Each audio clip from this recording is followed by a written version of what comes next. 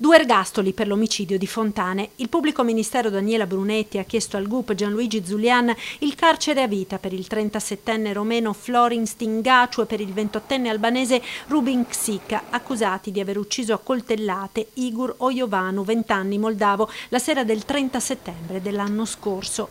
3 anni di reclusione invece la richiesta per Olga Novakov, la giovane moldava accusata di aver raccolto e pulito i coltelli usati nell'aggressione. Quella sera del 2018 Ojovanu stava festeggiando a Fontane un addio al celibato con gli amici quando sarebbe scoppiata la rissa terminata con le coltellate fatali.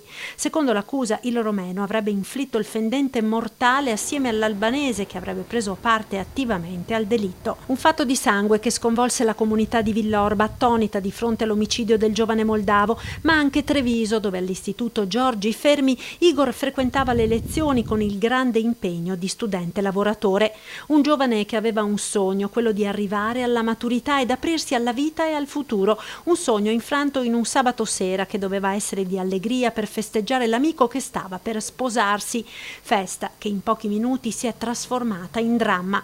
Oggi, nell'udienza del processo con rito abbreviato, la richiesta dell'ergastolo per i 2 presunti assassini.